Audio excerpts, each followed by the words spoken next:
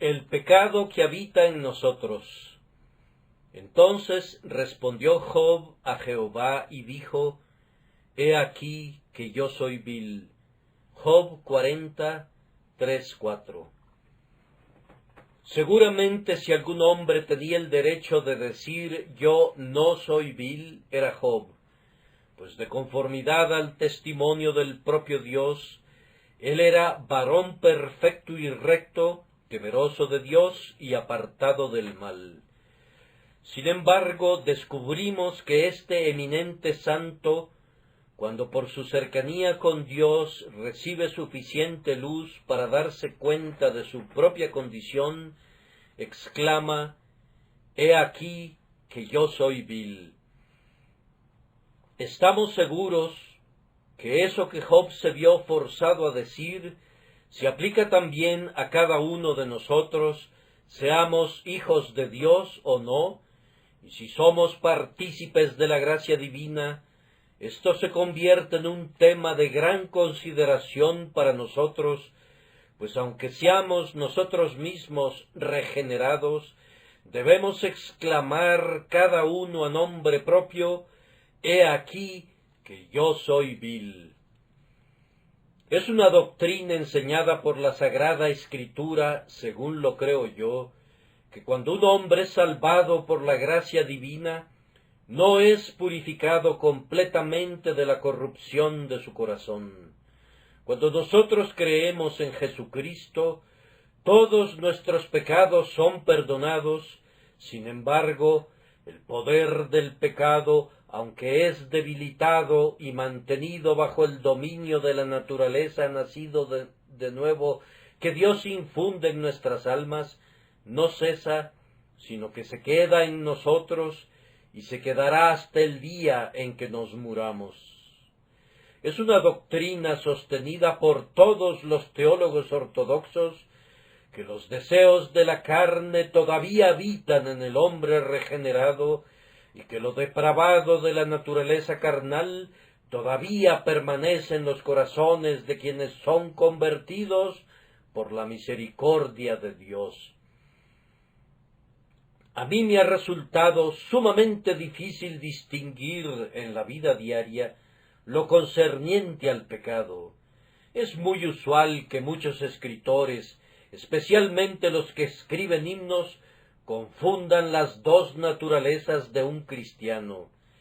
Ahora, yo sostengo que hay en cada cristiano dos naturalezas tan distintas como lo fueron las dos naturalezas del Dios hombre Cristo Jesús. Hay una naturaleza que no puede pecar porque es nacida de Dios, una naturaleza espiritual venida directamente del cielo, tan pura y tan perfecta como el propio Dios, quien es su autor.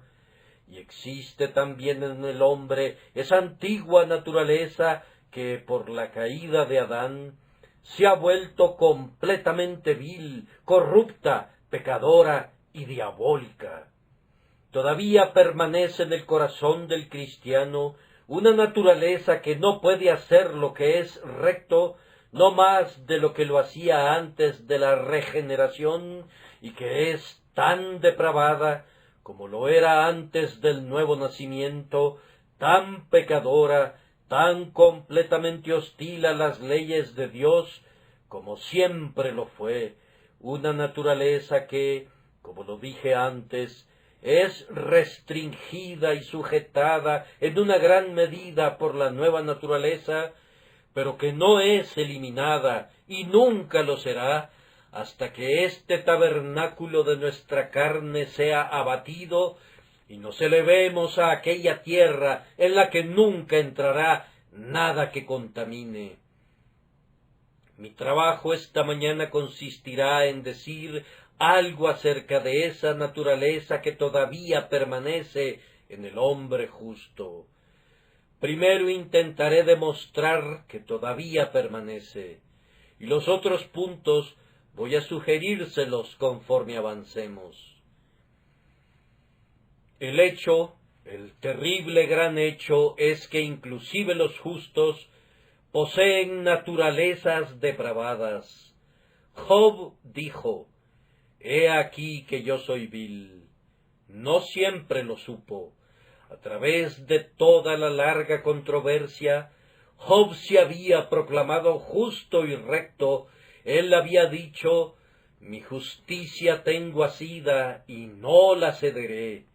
Y a pesar de que se rascaba con un tiesto y que sus amigos vejaban su mente con los más amargos ultrajes, él todavía sostenía firmemente su integridad y no quería confesar su pecado.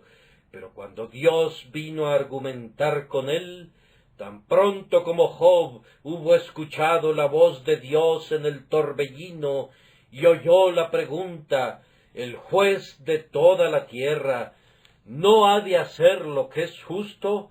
De inmediato puso su dedo sobre sus labios y no pudo responder a Dios, sino que dijo simplemente, «He aquí que yo soy vil».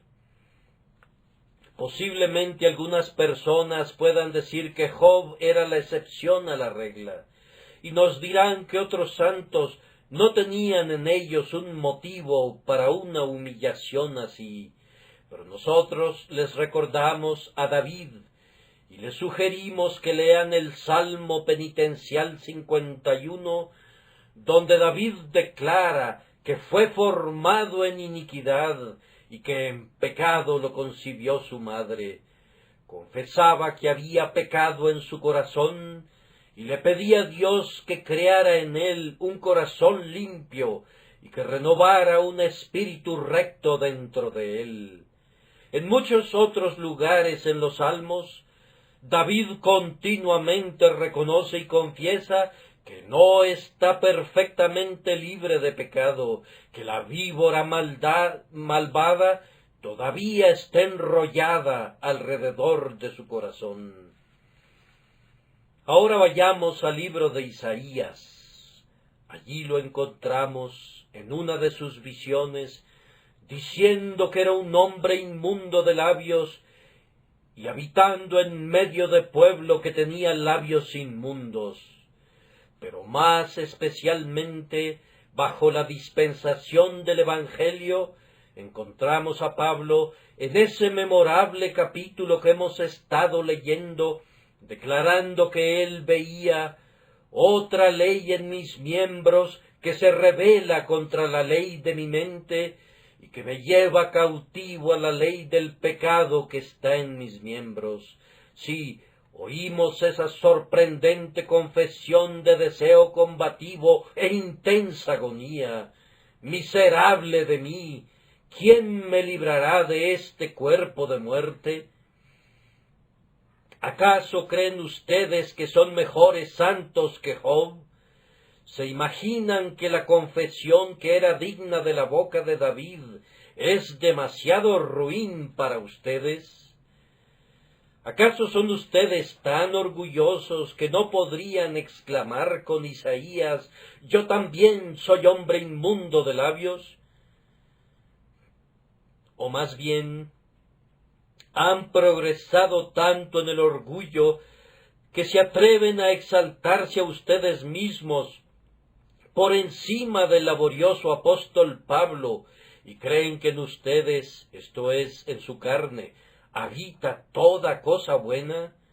Si ustedes efectivamente se consideran perfectamente puros de pecado, oigan la palabra de Dios. Si decimos que no tenemos pecado, nos engañamos a nosotros mismos y la verdad no está en nosotros. Si decimos que no hemos pecado, le hacemos a él mentiroso. Pero realmente no necesito demostrar esto, amados, pues todos ustedes, estoy seguro, saben algo acerca de la experiencia de un hijo vivo de Dios. Han descubierto que en sus mejores y más felices momentos, el pecado todavía habita en ustedes, que cuando quieren servir mejor a su Dios, el pecado frecuentemente obra en ustedes con furia suprema. Ha habido muchos santos de Dios que se han abstenido durante un tiempo de hacer cualquier cosa que han sabido que es pecado, pero sin embargo no ha habido uno solo que haya sido perfecto internamente. Si un ser fuera perfecto, los ángeles descenderían y en 10 minutos se lo llevarían al cielo, pues estaría maduro para el cielo tan pronto como hubiera alcanzado la perfección. Cuando he hablado con hombres que mencionan mucho el tema de la perfección, he descubierto que, después de todo, ellos no creen realmente en algo así. Ellos han tomado esa palabra y han asignado un significado diferente, y luego demuestran una doctrina que todos conocemos previamente, o suponen una perfección tan absurda y despreciable, que yo no daría por ella ni 3 centavos si tuviera que comprarla. En muchos de ellos se trata de una falla de sus cerebros, creo yo, más bien que de sus corazones, y como dice John Berridge, Dios lavará sus cerebros antes de que lleguen al cielo. Pero ¿para qué me demoro demostrando esto cuando ustedes mismos cuentan con pruebas diarias? ¿Cuántas veces no han sentido que la corrupción está todavía dentro de ustedes? Observen con qué facilidad son conducidos sorpresivamente al pecado. Ustedes se levantan por la mañana y se ofrecen a ustedes mismos mediante una ferviente oración a Dios, pensando en qué día tan feliz tienen ante ustedes. Escasamente han terminado de pronunciar esa oración, cuando algo viene a arrugar su espíritu y sus buenas resoluciones son arrojadas a los vientos y dicen, este día que yo pensé que iba a ser muy feliz, ha sufrido un terrible ataque brusco y violento. Yo no puedo vivir para Dios como quisiera. Tal vez has pensado, voy a subir al piso superior y le voy a pedir a Dios que me guarde. Bien, en general, ustedes han sido guardados por el poder de Dios, pero súbitamente viene algo. El mal carácter de pronto te ha sorprendido.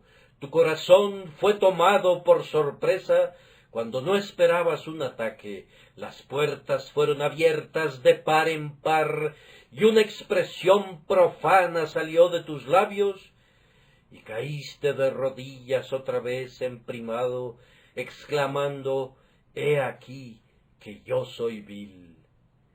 He descubierto que tengo un algo en mi corazón que cuando he cerrado mis puertas con pasador y pensado que todo está seguro, se arrastra y corre los pasadores y deja entrar al pecado. Además, amados, aun cuando no son llevados sorpresivamente al pecado, encontrarán en su corazón una terrible tendencia al pecado que es muy poderosa para que puedan mantenerla a raya, diciéndole, hasta aquí llegarás, pero no pasarás. No, descubrirán que es más de lo que ustedes pueden controlar, a menos que un poder divino esté con ustedes y que la gracia que previene restrinja sus pasiones y prevenga que ustedes se entreguen a sus concupiscencias innatas. Ah, soldados de Jesús, ustedes han sentido, yo sé que ustedes han sentido las sublevaciones de la corrupción, pues ustedes conocen al Señor en sinceridad y verdad. Y ustedes no se atreven a esperar estar en este mundo perfectamente libres de pecado, a menos que quieran mentir a su propio corazón. Habiendo expuesto ese hecho, debo simplemente hacer una observación acerca de él y proseguir. Cuán erróneo es de parte de cada uno de nosotros que excusemos nuestros pecados basándonos en el hecho de que poseemos corazones perversos. He conocido a algunas personas que profesan ser cristianas, pero que minimizan el pecado, puesto que todavía permanece la corrupción. Ellas afirman que no pueden evitarlo. Tales personas no tienen parte visible ni porción en el pacto de Dios. El verdadero hijo amante de Dios, aunque sabe que el pecado está allí, odia ese pecado, es dolor y miseria para él, y nunca convierte la corrupción de su corazón en una excusa para la corrupción de su vida. Nunca argumenta la depravación de su naturaleza como una apología para la depravación de su conducta.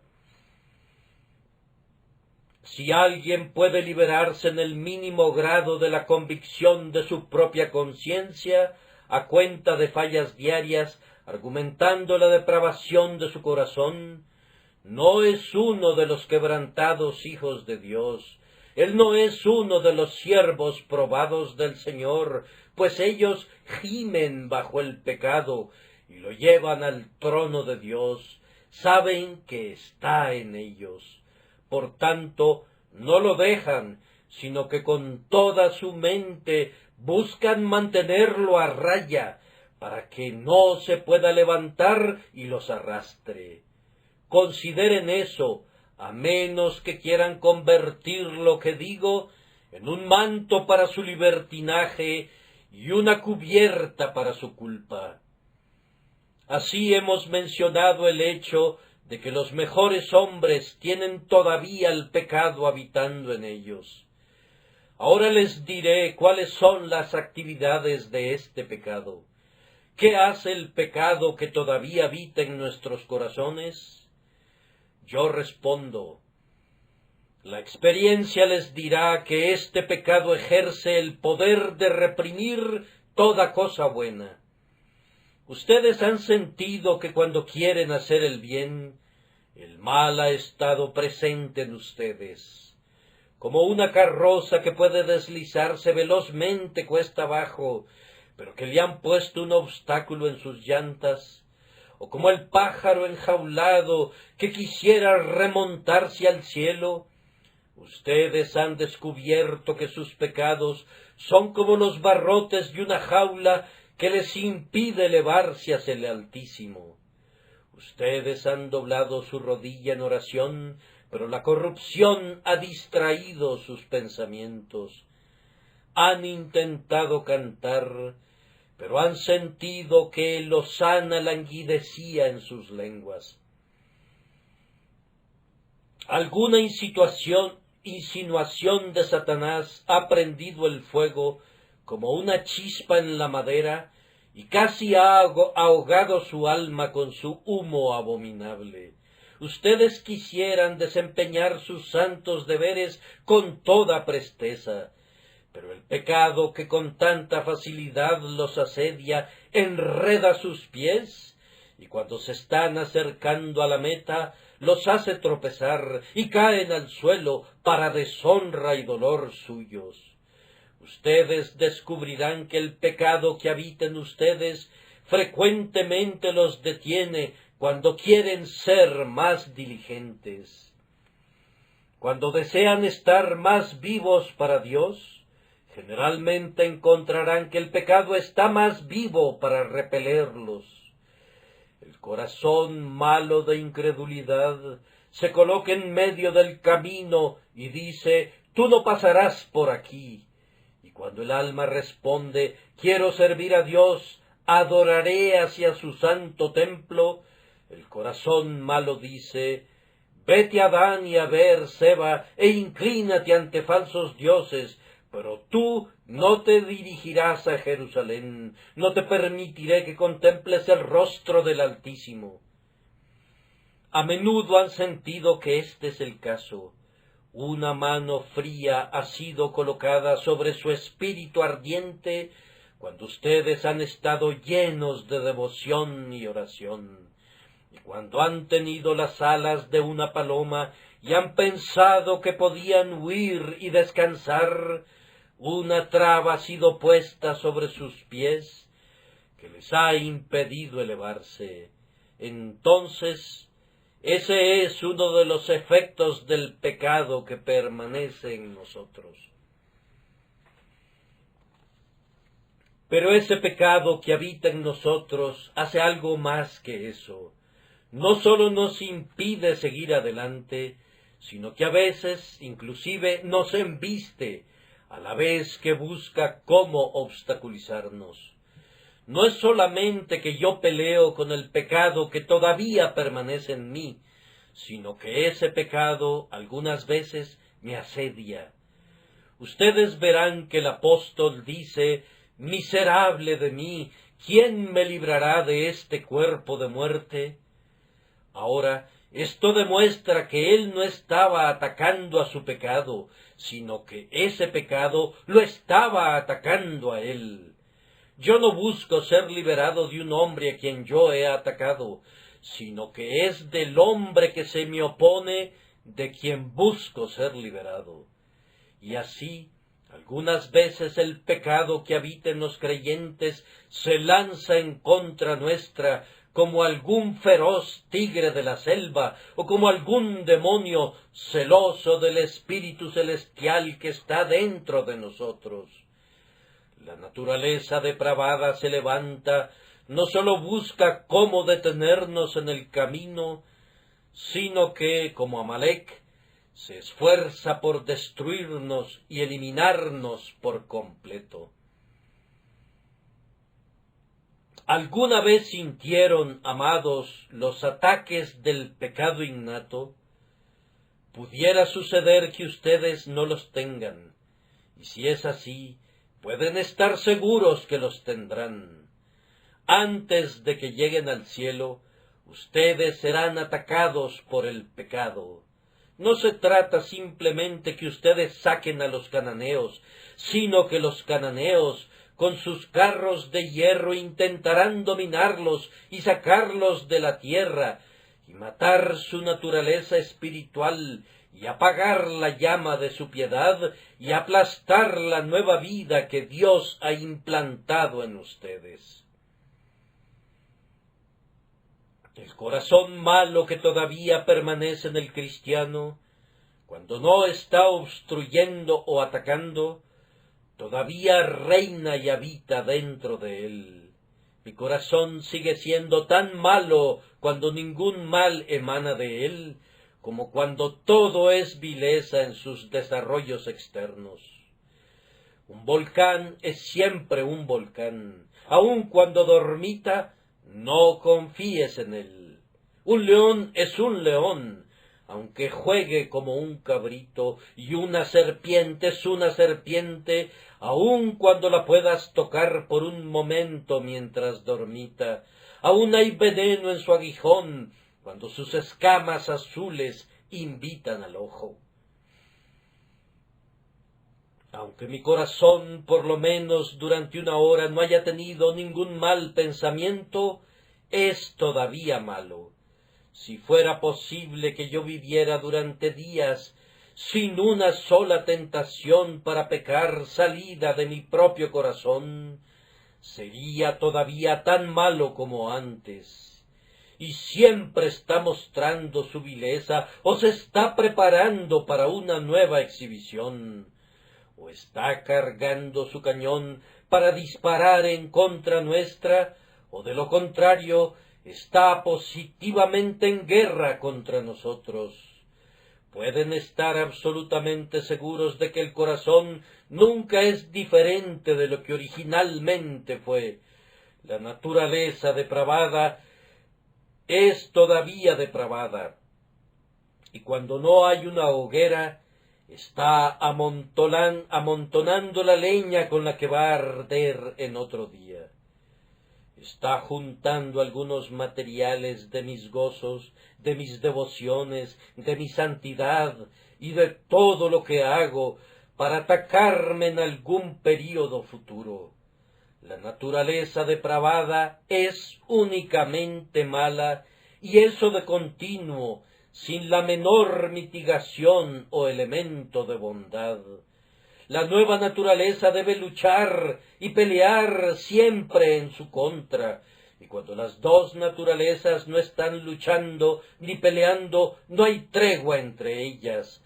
Cuando no están en conflicto, siguen siendo enemigas. No debemos confiar en nuestro corazón en ningún momento. Aun cuando habla bellezas, debemos llamarlo mentiroso. Y cuando pretende el sumo bien, todavía debemos recordar su naturaleza, pues es mala, y eso de continuo. No voy a mencionar las acciones del pecado que habita en nosotros en todo su alcance, pero bastará hacerles recordar algo de su propia experiencia para que vean que es acorde a la experiencia de los hijos de Dios, pues ustedes pueden ser tan perfectos como Job, y sin embargo tendrán que decir: he aquí que yo soy vil.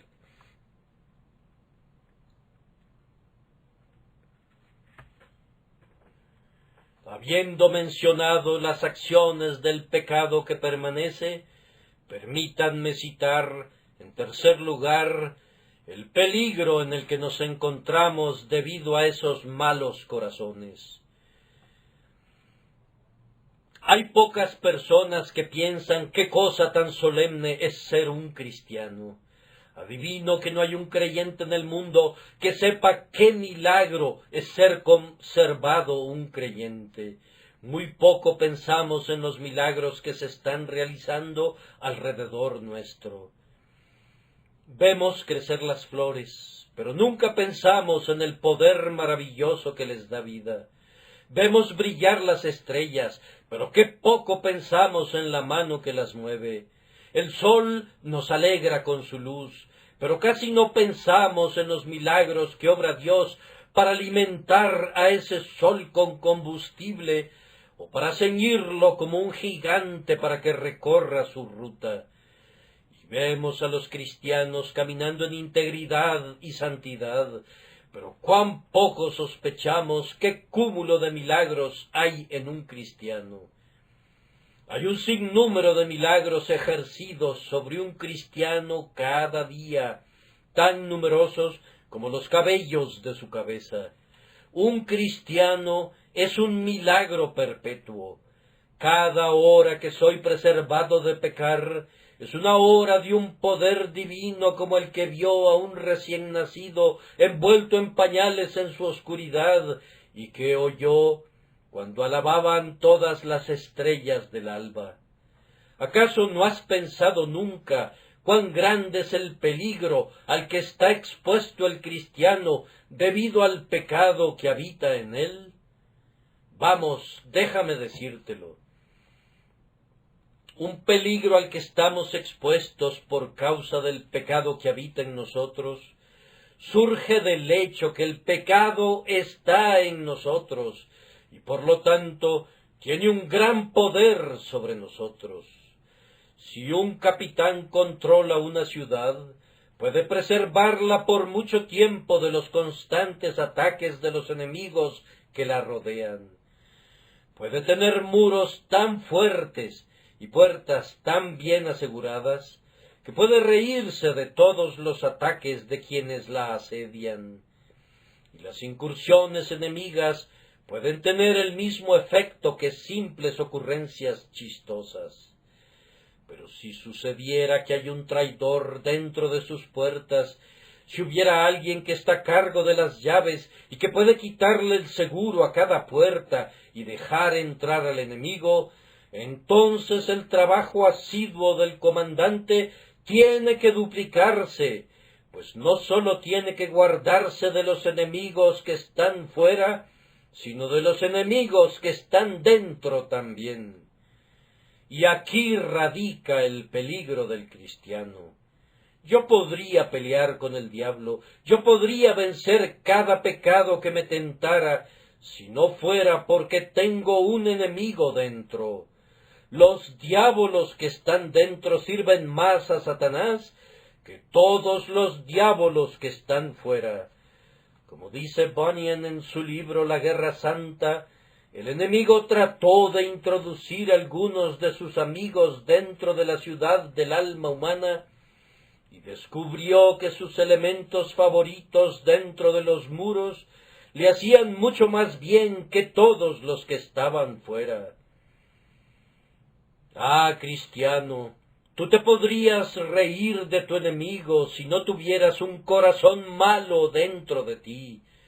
Pero recuerda, tu corazón guarda las llaves porque de él mana la vida, y el pecado está allí.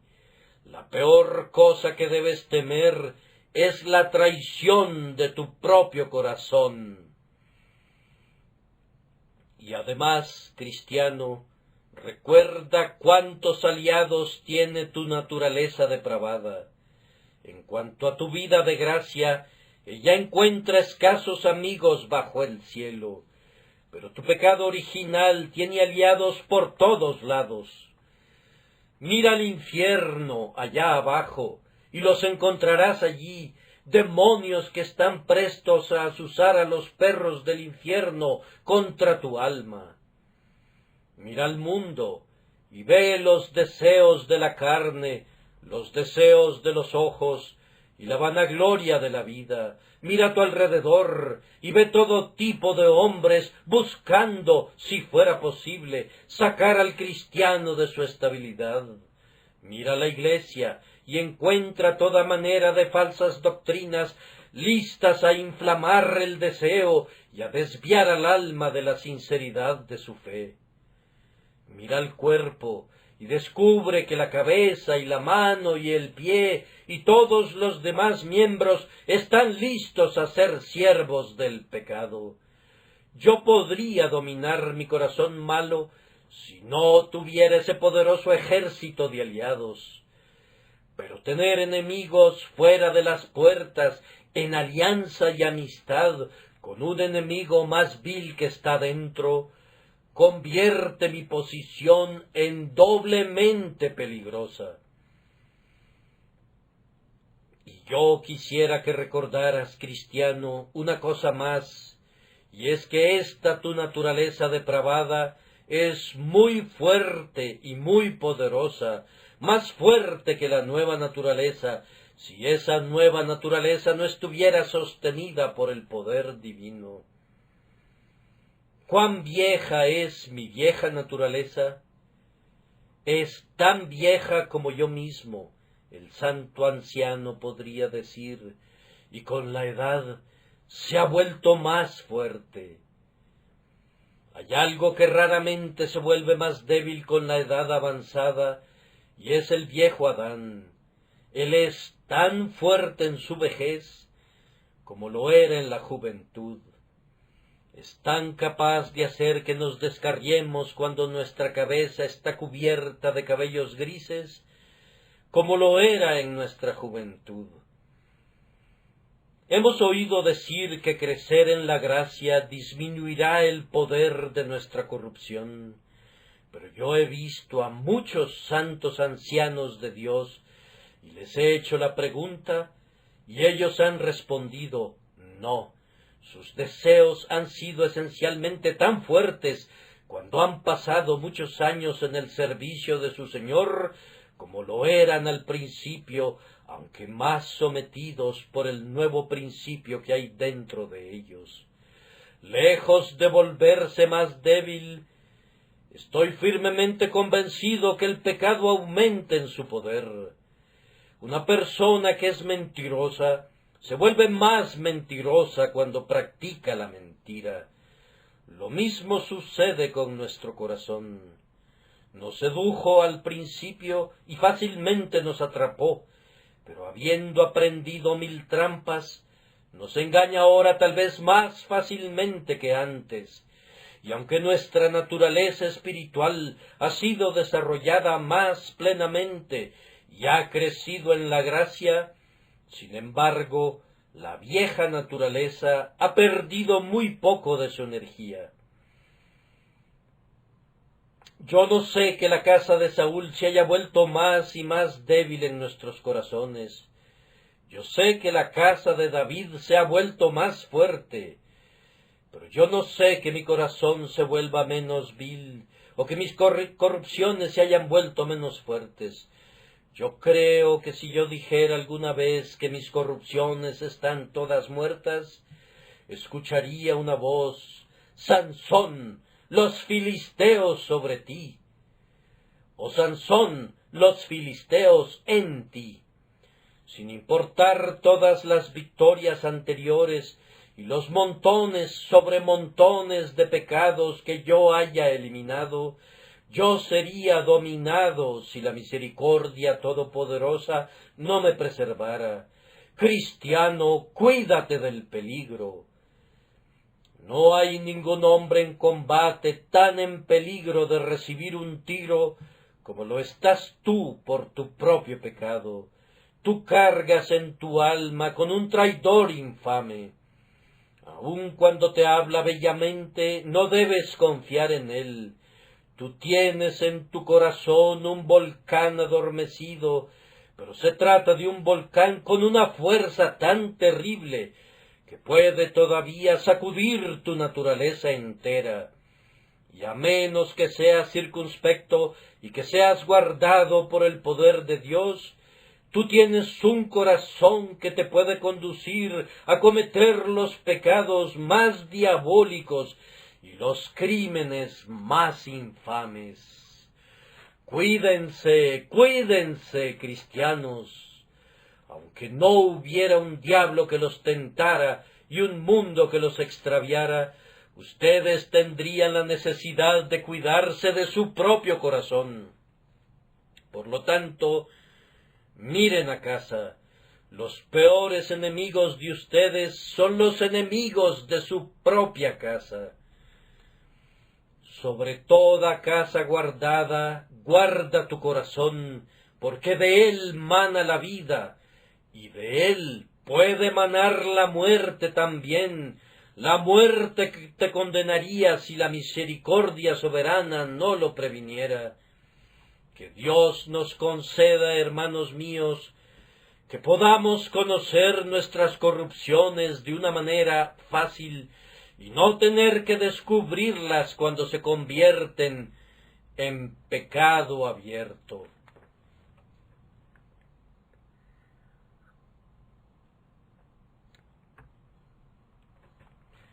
Y ahora llego al cuarto punto, que es el descubrimiento de nuestra corrupción.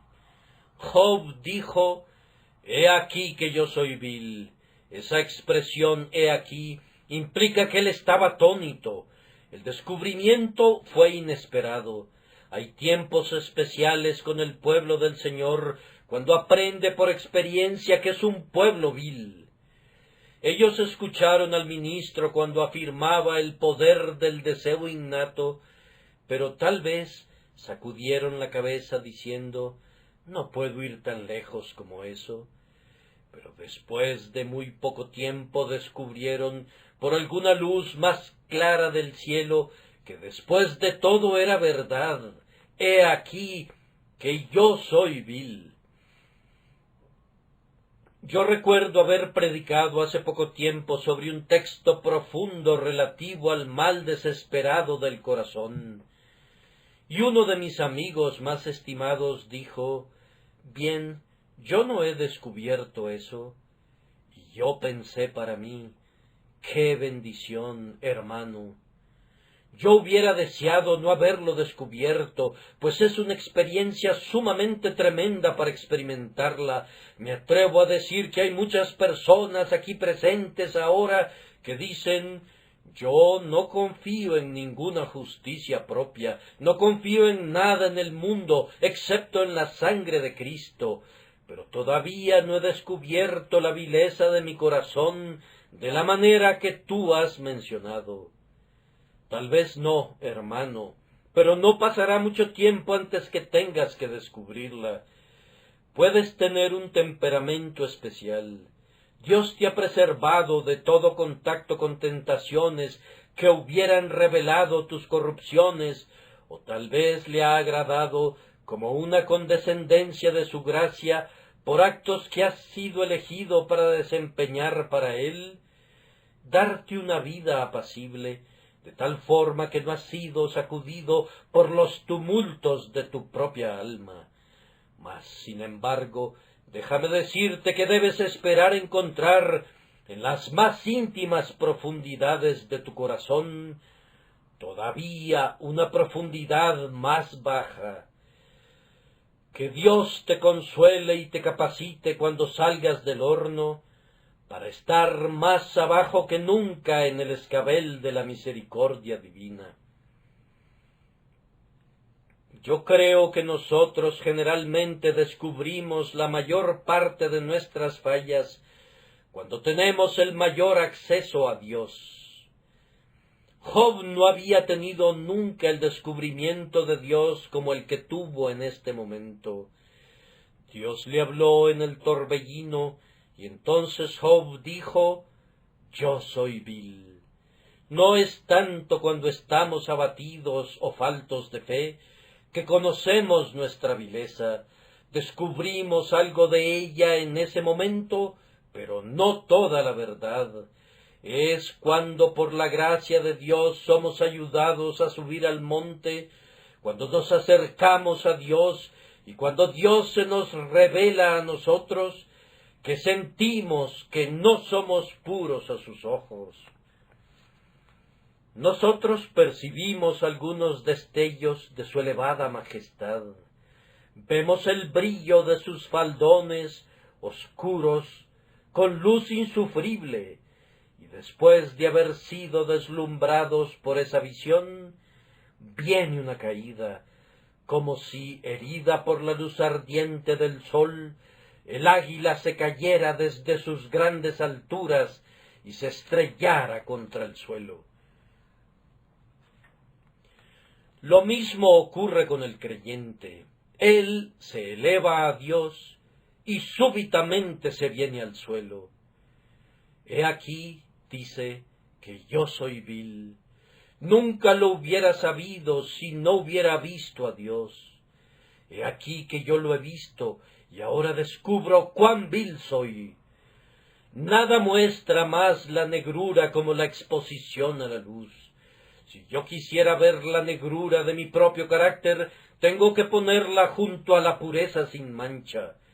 Y cuando el Señor se agrada en darnos alguna visión especial de Él mismo, algún dulce intercambio con su propia persona bendita, entonces es cuando el alma aprende, como nunca lo supo antes, con una agonía que tal vez no sintió nunca antes, inclusive en su propia convicción de pecado: he aquí que yo soy vil.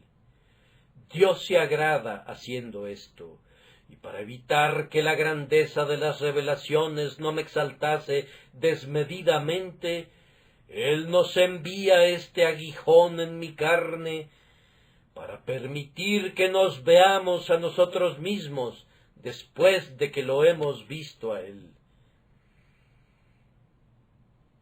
Hay muchos hombres que nunca llegan a conocer mucho de su vileza hasta que la sangre de Cristo ha sido rociada sobre sus conciencias, o aún hasta después de haber sido durante muchos años hijos de Dios.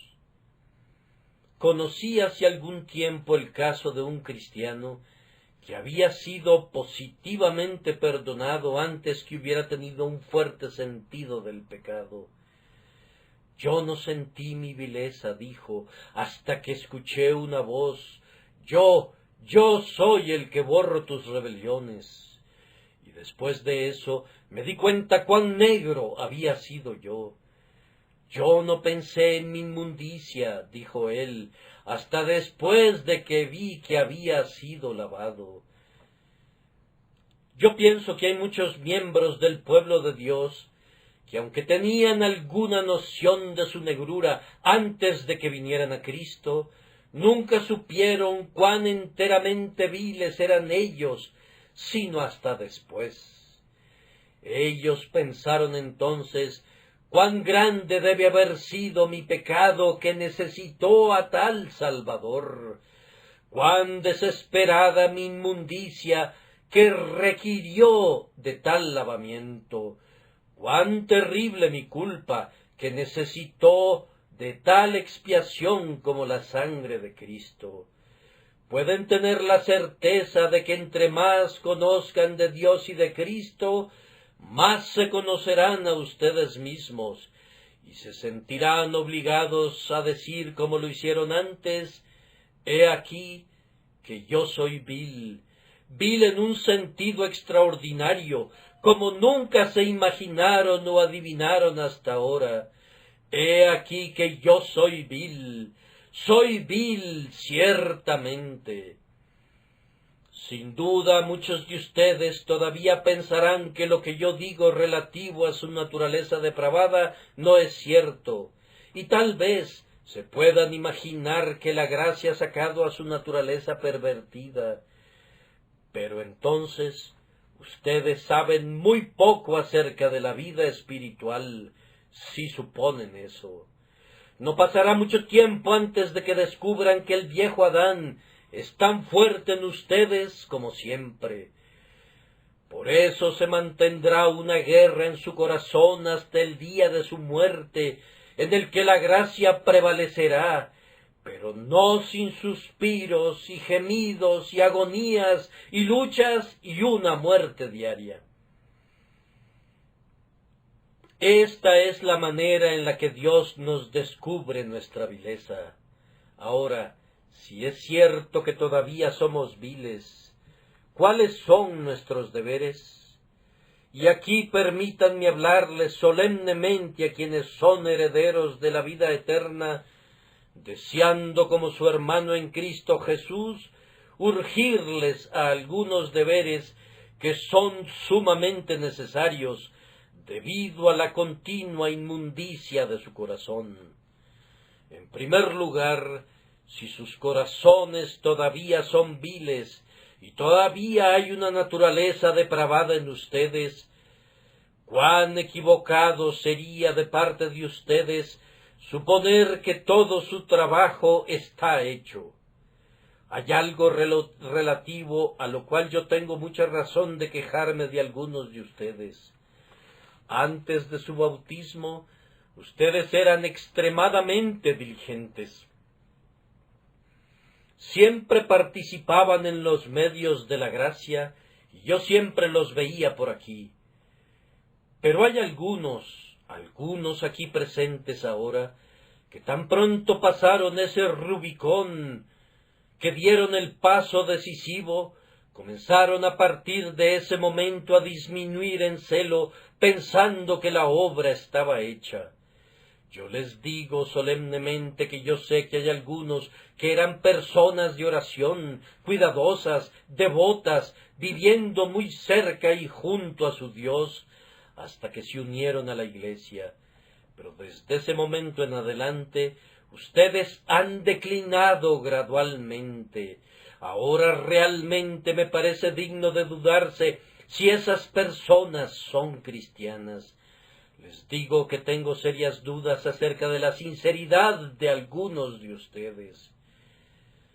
Si yo veo que un hombre se vuelve menos diligente después del bautismo, pienso que no tenía ningún derecho de ser bautizado, pues si hubiera tenido un sentido adecuado del valor de esa ordenanza y hubiera sido correctamente dedicado a Dios, no se hubiera regresado a los caminos del mundo.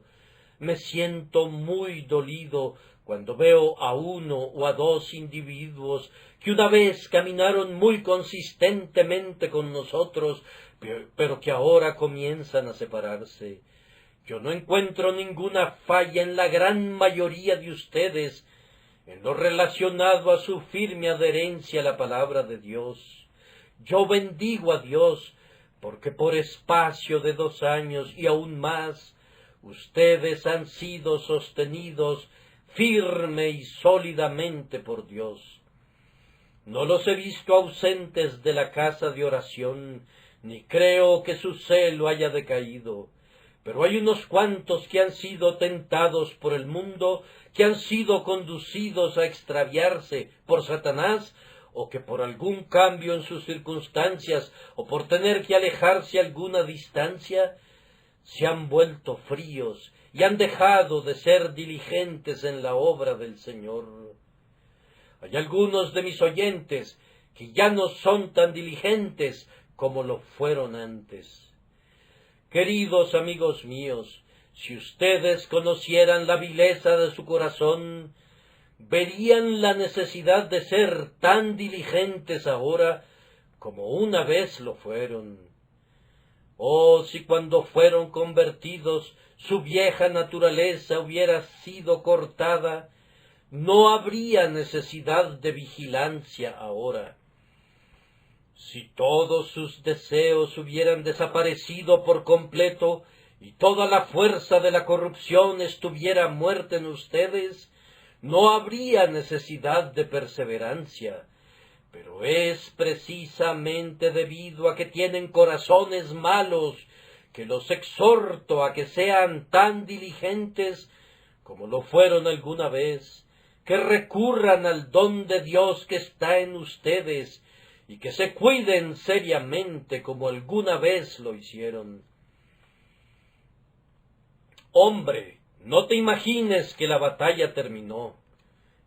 Esta solamente ha sido la primera señal de la trompeta convocando a la guerra. Ese llamado de la trompeta ha cesado, y por eso tú piensas que la batalla ya pasó. Yo te digo, no, la pelea apenas acaba de comenzar, los ejércitos apenas están avanzando, y tú te acabas de poner tu atuendo de guerra. Tú tienes muchos conflictos por venir. Sé diligente, pues de lo contrario, ese tu primer amor se extinguirá, y tú todavía puedes caer en esto. Salieron de nosotros, pero no eran de nosotros. Tengan cuidado, mis queridos amigos, de no rebelarse. Es lo más fácil del mundo, y sin embargo, es la cosa más peligrosa del mundo. Tengan mucho cuidado de no abandonar su primer celo. Eviten enfriarse en el menor grado. Ustedes fueron una vez ardientes y diligentes. Sean todavía ardientes y diligentes, y dejen que el fuego que una vez ardió dentro de ustedes todavía los anime. Sean todavía hombres de poder y vigor, hombres que sirven a su Dios con diligencia y celo. Además, si su naturaleza perversa todavía está dentro de ustedes, cuán vigilantes deben ser. El diablo nunca duerme, su naturaleza perversa nunca duerme. Ustedes no deben dormirse nunca. Y lo que a vosotros digo, a todos lo digo, velad. Estas son las palabras de Jesucristo, y no hay nada que requiera tanto de repetición como esa palabra, velad. Podemos hacer casi cualquier cosa, menos velar, pues velar es un trabajo muy agotador, especialmente si velamos con almas adormecidas. Velar es un trabajo muy fatigoso. Hay poco honor público que se reciba al velar, y por tanto no poseemos la esperanza de un renombre que nos motive. Velar es un trabajo que muy pocos de nosotros desempeñamos, me temo. Pero si el Todopoderoso no hubiera velado sobre ti, el diablo te hubiera llevado hace mucho tiempo.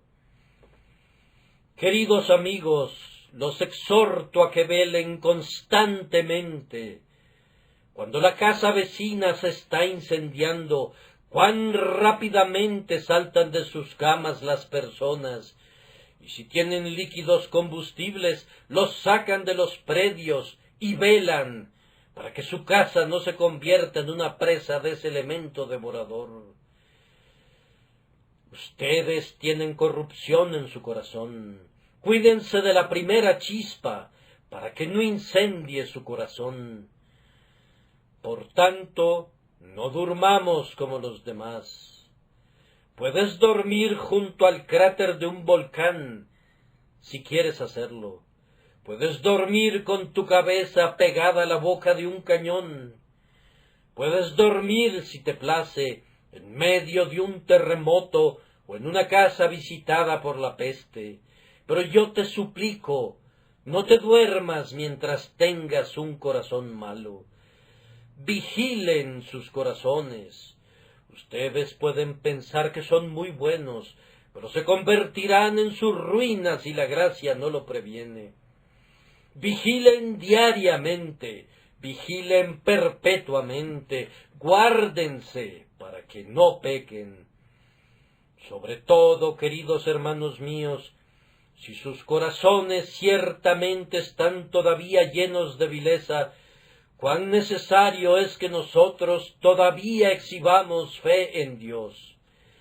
Si yo debo confiar en mi Dios al comenzar mi camino, debido a todas las dificultades que debo enfrentar, si esas dificultades no son disminuidas, debo confiar en Dios de la misma manera que lo hice antes. Oh, amados hermanos, entreguen sus corazones a Dios, no se vuelvan autosuficientes.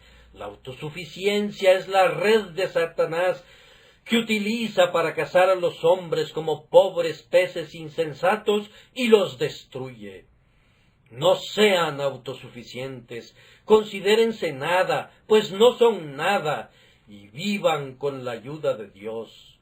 La forma de crecer fuertes en Cristo es volviéndose débiles en ustedes. Dios no derrama ningún poder en el corazón del hombre hasta que no se haya vaciado de ese corazón todo el poder del hombre. Vivan entonces cada día una vida de dependencia de la gracia de Dios. No te constituyas tú mismo como si fueras un caballero independiente. No inicies tus propias actividades como si tú pudieras hacer todas las cosas por ti mismo. Pero vive siempre confiando en Dios.